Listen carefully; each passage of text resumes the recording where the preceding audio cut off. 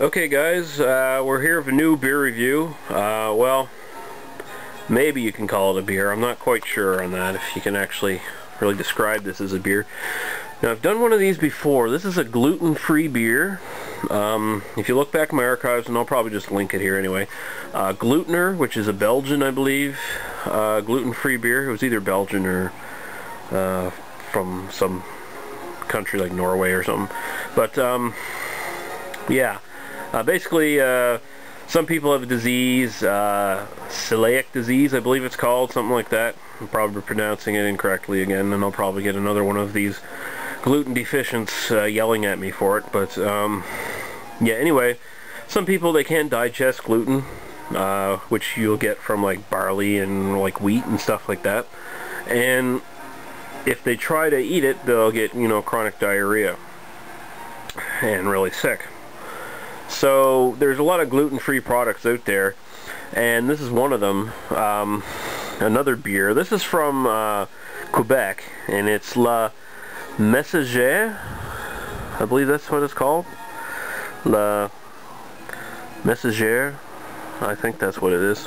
Basically the messenger, I guess. But 4.7% alcohol by volume.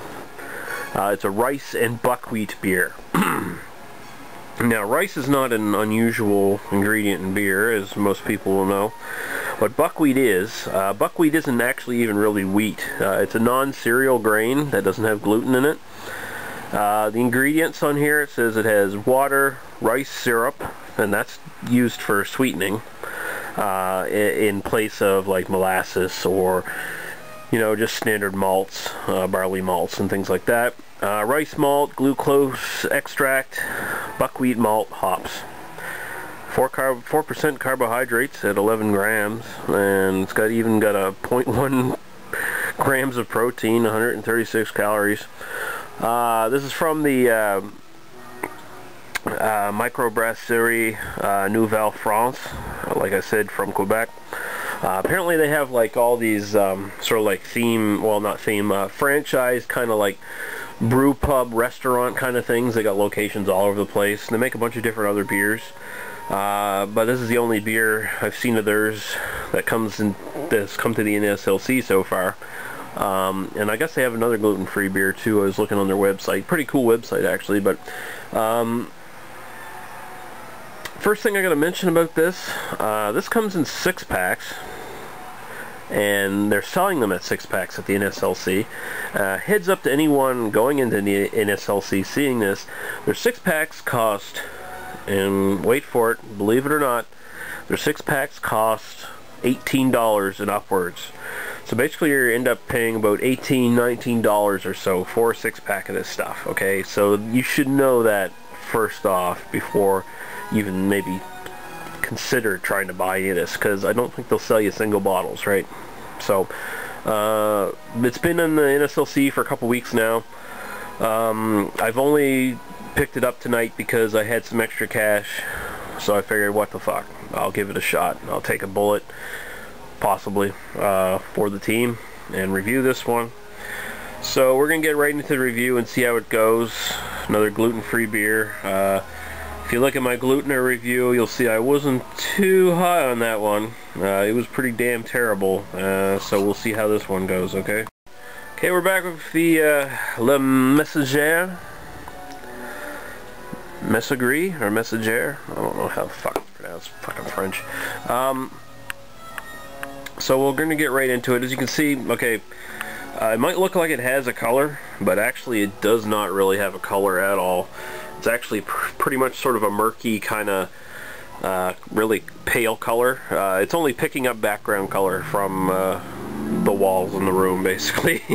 I wouldn't even say it's like a golden straw color. It's just a very, very pale. It's got sort of a hint of some golden straw color to it, but really it's not. It's very, very pale. Not a lot of carbonation coming up, as you can see. Not much of a head at all. Just a real soapy sort of ring.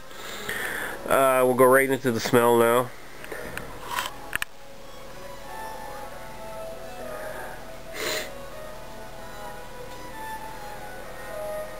Oh, yeah, that's not good.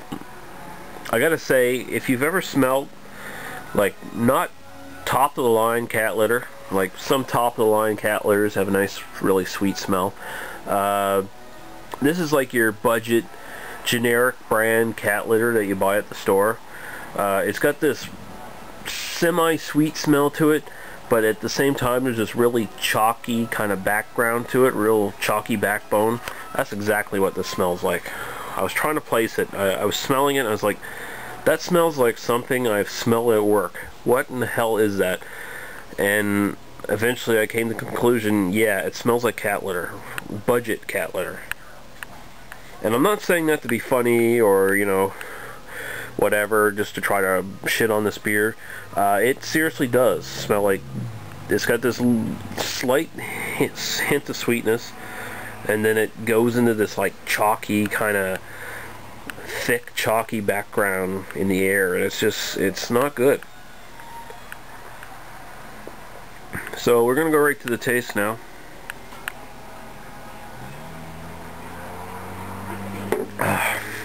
Oh. There's a little bit of carbonation there. The biggest note right up front is it's got this really appley kind of sweetness right up front, and that quickly dissipates into this brackish, salty aftertaste, and it lingers on quite a bit. Really salty. It's like sort of like dulse. You know, the edible seaweed that you can have, dried up seaweed, dulse.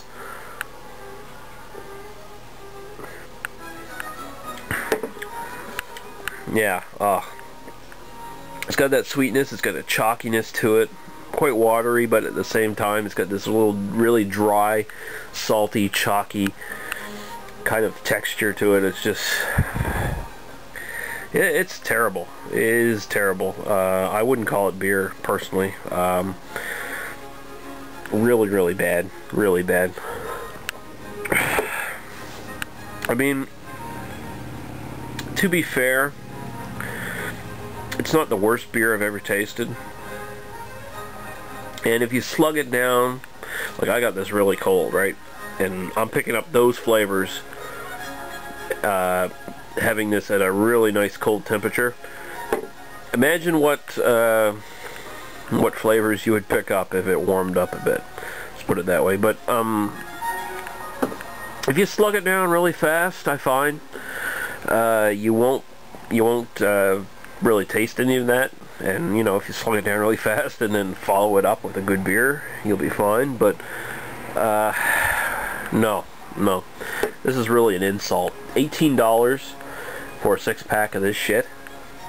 Come on, like fucking come on, seriously.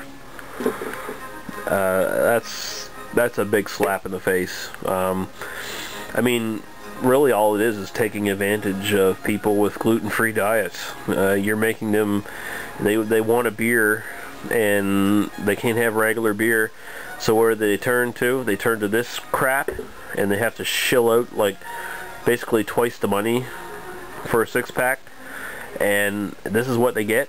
Stuff that doesn't even really taste like beer at all. Tastes more like really bad, like rice wine or something. Screw that. That's bullshit. That's real bullshit. I hate that. This gets no recommendation at all. Like the lowest recommendation possible. 0 out of 5. It is, like I said, it's not the worst tasting beer I've ever had, but just the fact that it costs so much, added on to the taste, it knocks it down an extra point. It's just, it's an insult. It's a slap in the face. It's terrible, terrible crap. And no one should have to drink this stuff. I mean, my advice to people who have to drink, who can't digest gluten, bite the bullet and drink real beer. Have the shits the next day or whatever. You know, it'd be much more worth it than drinking this fucking cat piss. So 0 out of 5 for the Messagere, whatever the fuck it is. I don't give a fuck because I'm never going to drink it again. Alright, see you guys later.